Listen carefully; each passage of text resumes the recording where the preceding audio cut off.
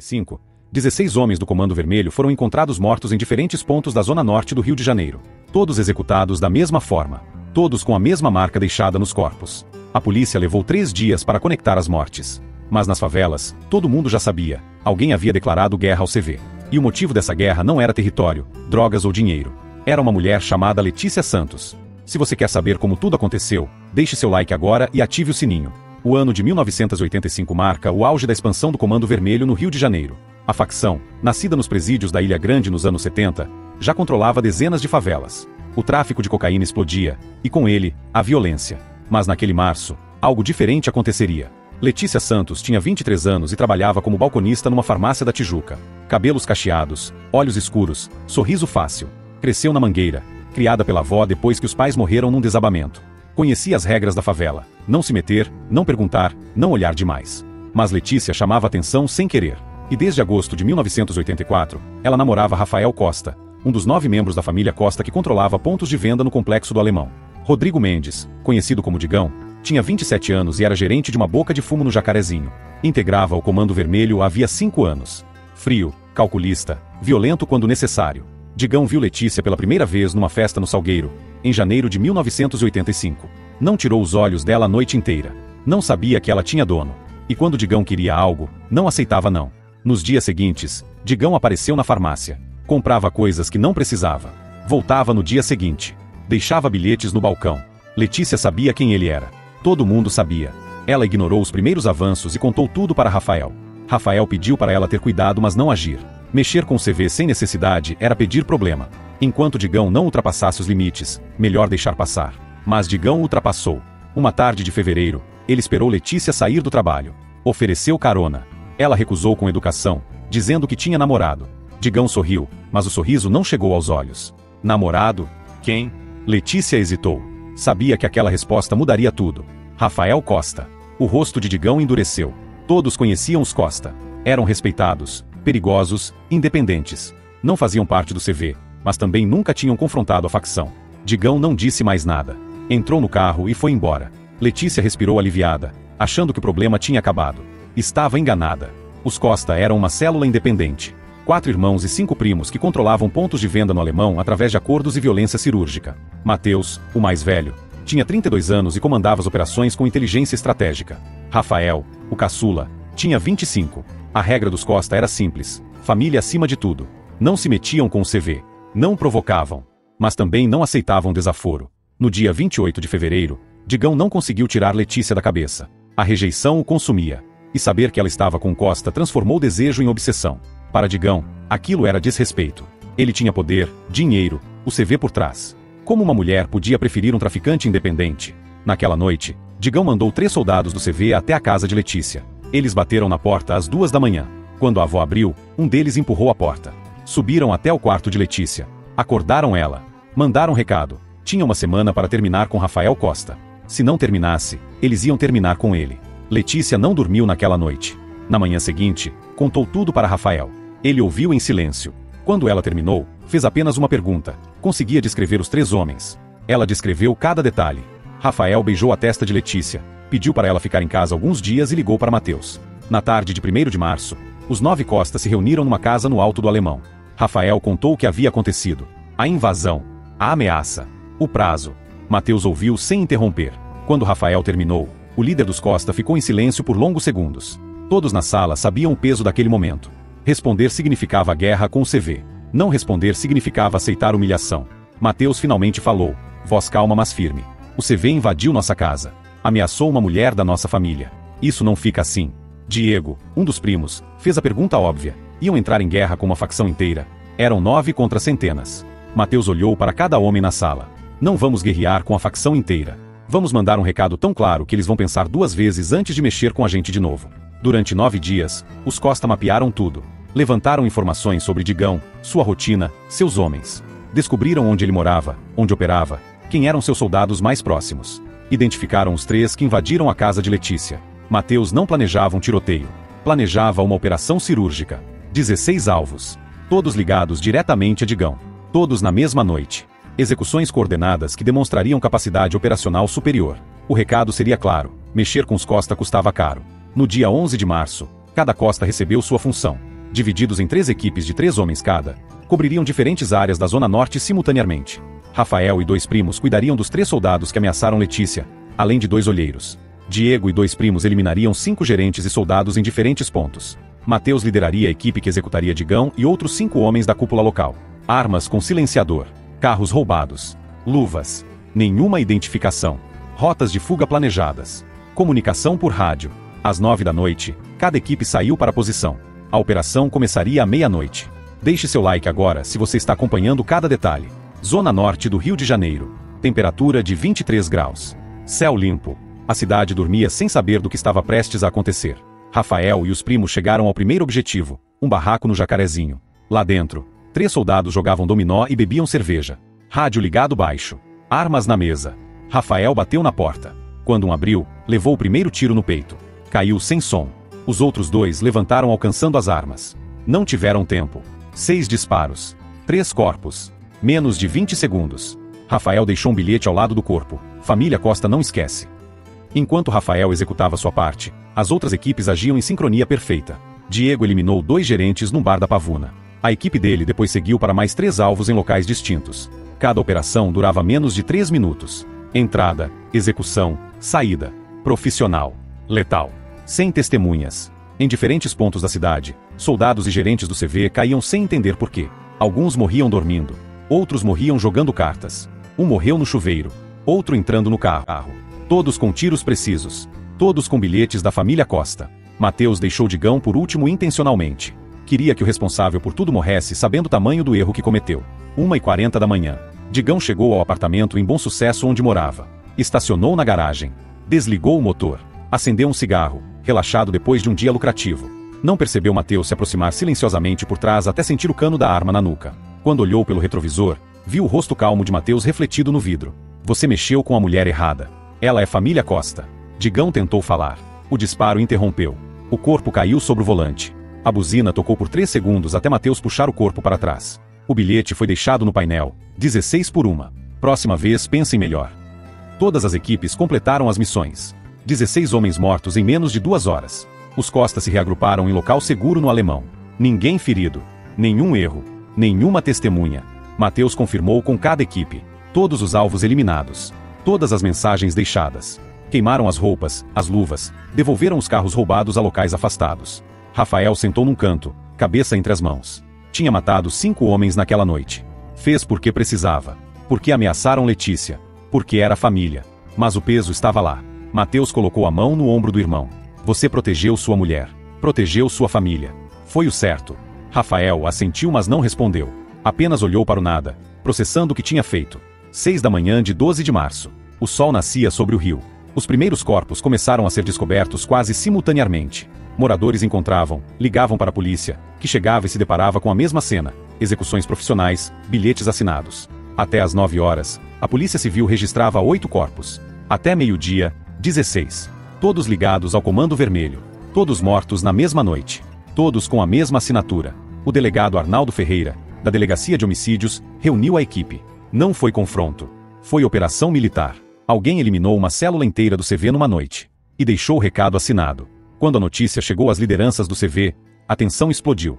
Gilberto Carvalho, conhecido como Beto Capilé, um dos comandantes da facção, convocou reunião de emergência. Reuniu 12 homens numa casa em Duque de Caxias. 16 mortos numa noite. Não era polícia. Não era confronto. Era guerra declarada. Beto Capilé tinha 43 anos e comandava grande parte das operações do CV na Zona Norte. Inteligente, pragmático, violento apenas quando necessário. Olhou para os homens na sala. Alguém aqui sabia que o Digão estava arrumando problema com os Costa? Silêncio. Mário Santos, gerente da Maré, trouxe a informação completa. Digão estava cortejando uma mulher. A mulher namorava Rafael Costa. Digão mandou 3 soldados dar um susto nela. Horas depois, começou o massacre. Beto Capilé fechou os olhos. Respirou fundo. A raiva queimava, mas ele não podia deixar a emoção comandar. Digão tinha provocado uma guerra por causa de mulher sem avisar a liderança. Agora 16 estavam mortos. Quantos são os Costa? 9. 4 irmãos, 5 primos. E conseguiram matar 16 dos nossos numa noite. Ninguém respondeu. A resposta era óbvia e humilhante. O Comando Vermelho precisava responder. Não responder significava mostrar fraqueza. Mas Beto Capilé era estrategista. Entrar em guerra total contra os Costa ia custar dezenas de vidas. A operação daquela noite provava que eram extremamente eficientes. Além disso, os Costa não queriam expansão territorial. Não ameaçavam o domínio do CV. Queriam apenas respeito. E Digão tinha desrespeitado primeiro. Beto Capilé propôs solução calculada. Iam atingir onde doía, mas de forma proporcional. A mulher, Letícia. Por ela começou. Por ela termina. Eliminamos ela e mais 2 Costa. 3 por 16. Mostramos que respondemos, mas não escalamos para a guerra total. Se você está tenso com essa situação, deixe seu like e compartilhe agora. Durante 5 dias, o CV procurou Letícia. Ela havia sumido. Rafael a escondeu no dia seguinte ao massacre numa casa em Nova Iguaçu, longe das favelas. Deixou 2 primos de guarda. Ela não sairia até as coisas se acalmarem. Mas o CV tinha recursos. No dia 17 de março, um informante viu um dos primos Costa comprando mantimentos demais em Nova Iguaçu. Seguiu até uma casa 2 ruas dali. 17 de março. 10 horas da noite. 6 homens do CV cercaram a casa. Não iam arriscar confronto direto com os Costa. Tinham outro plano. 2 deles jogaram coquetéis Molotov pelas janelas. O fogo se espalhou rápido. Madeira velha, casa sem manutenção. As chamas consumiram o térreo em minutos. Os 2 primos que guardavam Letícia tentaram sair pela frente com ela. Foram recebidos a tiros. Caíram na porta. Letícia, ferida, arrastou-se de volta para dentro. O fogo bloqueou todas as saídas. Ela gritou pelas janelas. Um vizinho viu e ligou para o corpo de bombeiros. Quando chegaram, 25 minutos depois, encontraram 3 corpos carbonizados. Rafael recebeu a ligação às 11h30 da noite. Um contato na polícia confirmou: casa incendiada. 3 mortos. 2 primos Costa e Letícia Santos. Rafael desligou. Sentou no chão. Ficou imóvel, olhando para o vazio, por 40 minutos. Não chorou. Não gritou. Apenas processava que a mulher que amava tinha morrido queimada. Então levantou, pegou o telefone e ligou para Mateus. Eles mataram a Letícia. Mateus já sabia. Já estava a caminho.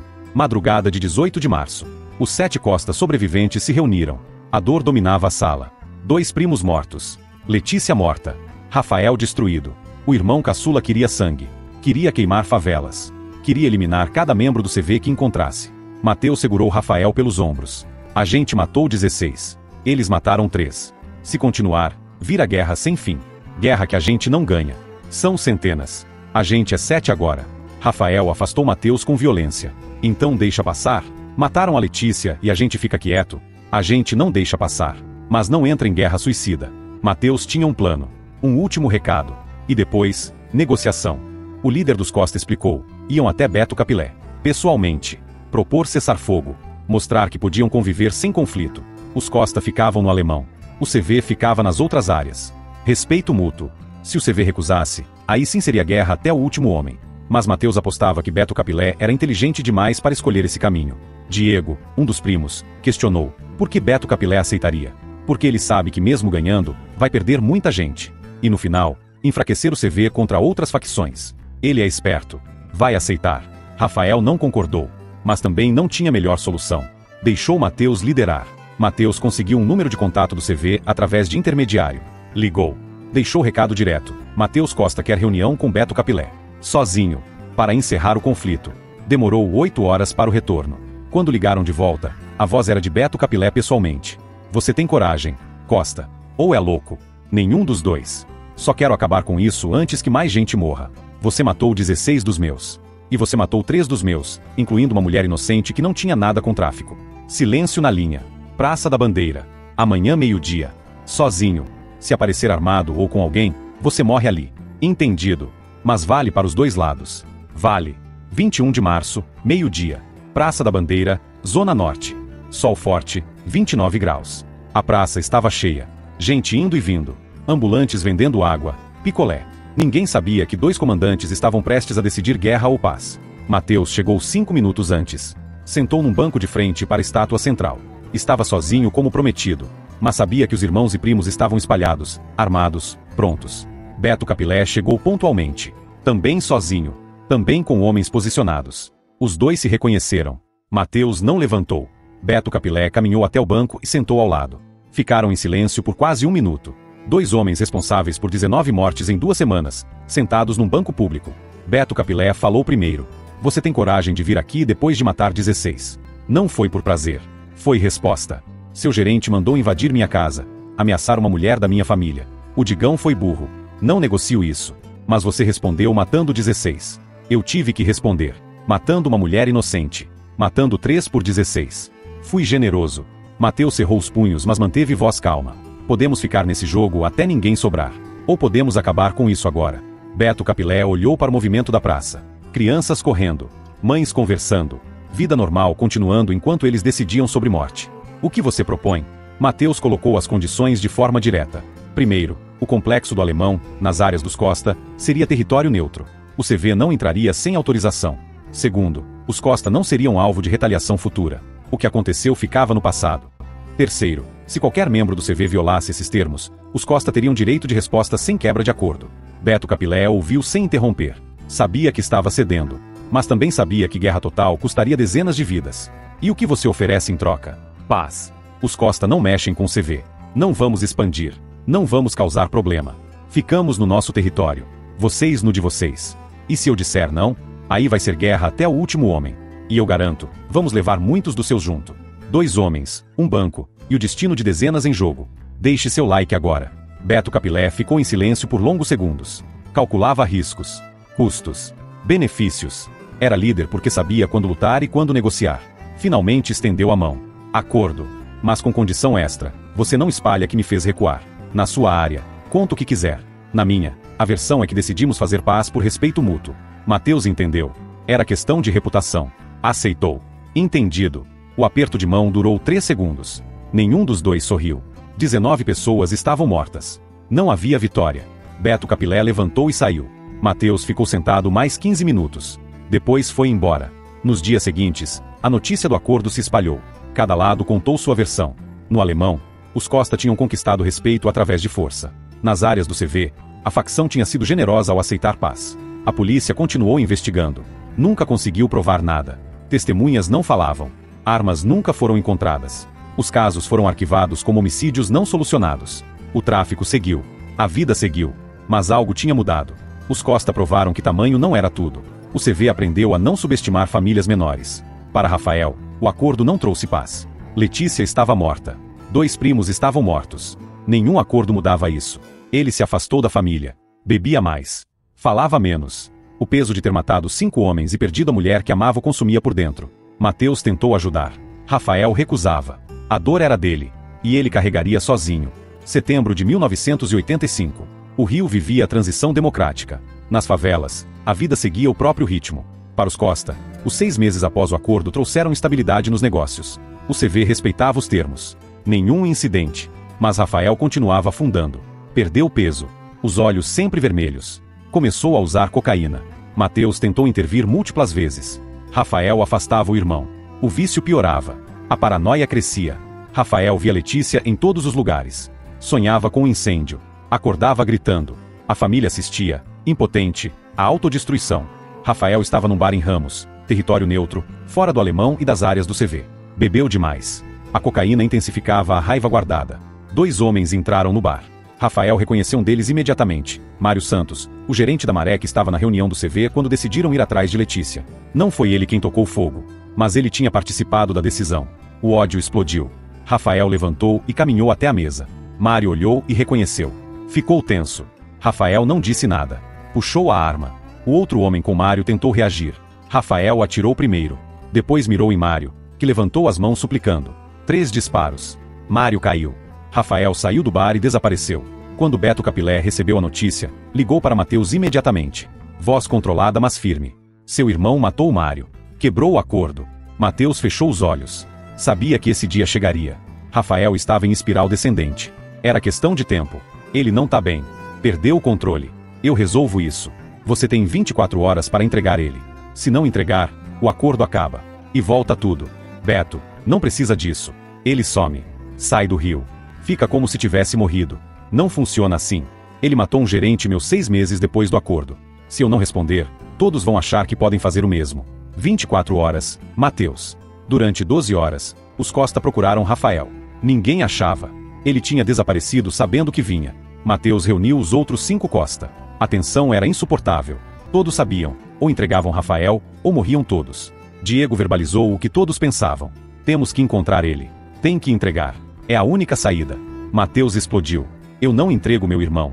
Então morremos todos. O CV vai varrer o Alemão. São centenas contra 6. Você mesmo disse isso 6 meses atrás. Família vem primeiro. Ele quebrou o acordo. Colocou todos nós em risco. A família inteira vai morrer por causa dele. Mateus não tinha resposta. Diego estava certo. Mas entregar o irmão era impensável. Diego achou Rafael numa casa abandonada em Bom Sucesso. Estava sozinho, sentado no chão, arma ao lado, garrafa de cachaça vazia. O primo entrou devagar.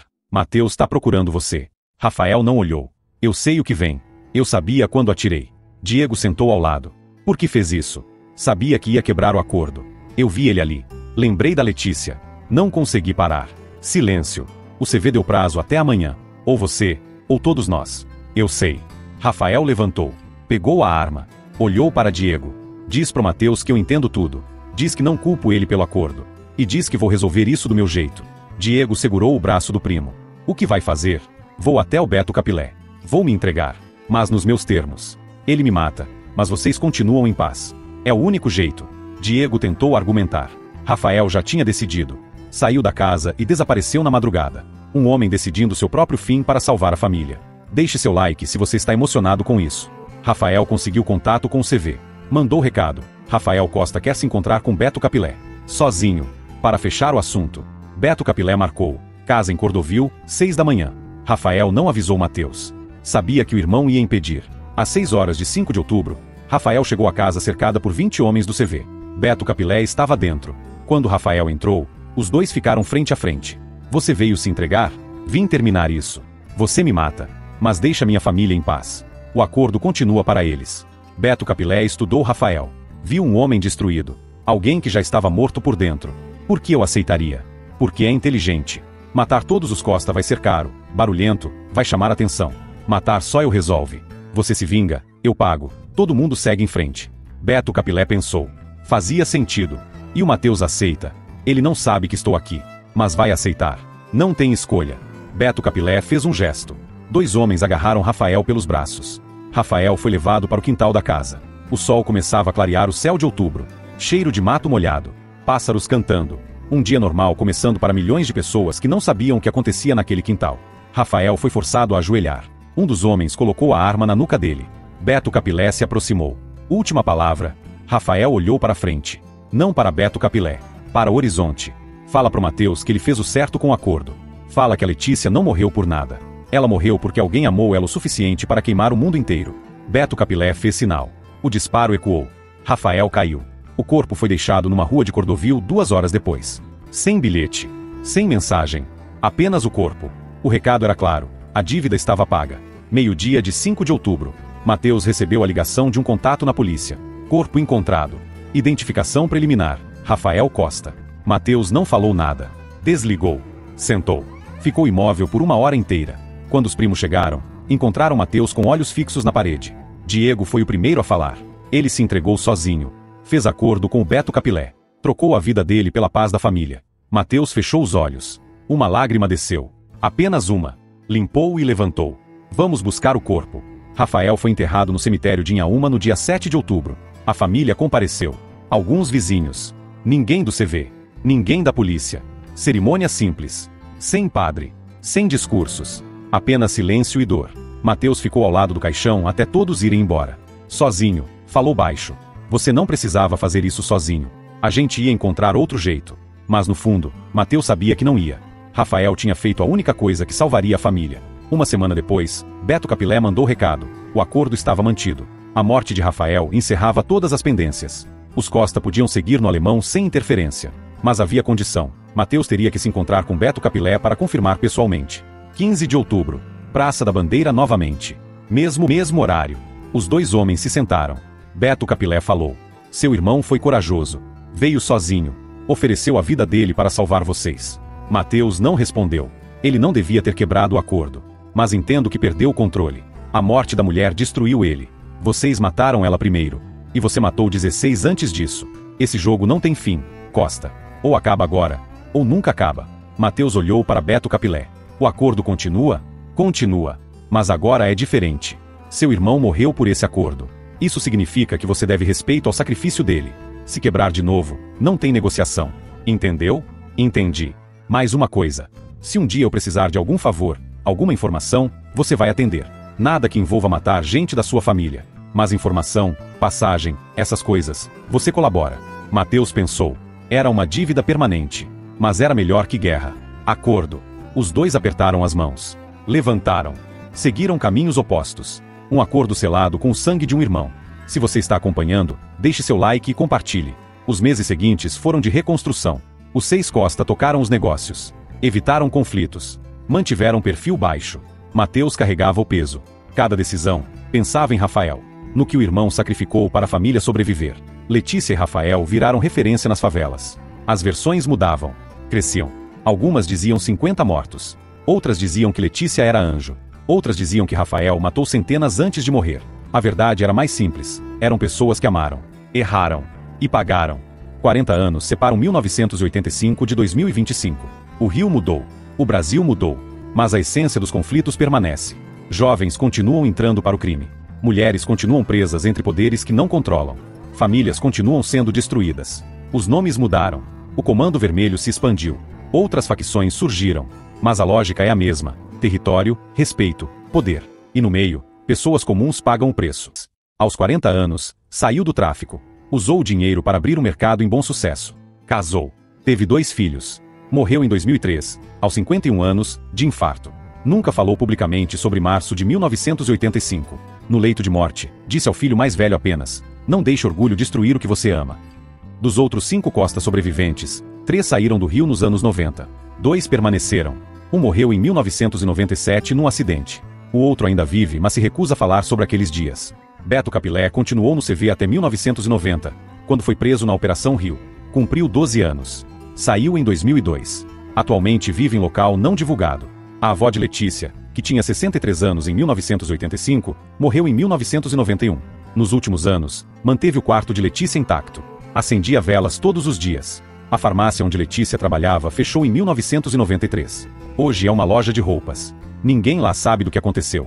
A casa em Nova Iguaçu foi demolida. O terreno ficou vazio por anos. Em 2001, construíram conjunto habitacional. As famílias que moram lá não sabem o que aconteceu naquele chão. O bar em Ramos mudou de dono 3 vezes. Continua funcionando. A mesa onde Mário caiu foi trocada. A mancha de sangue coberta com tinta há décadas. A Praça da Bandeira continua movimentada.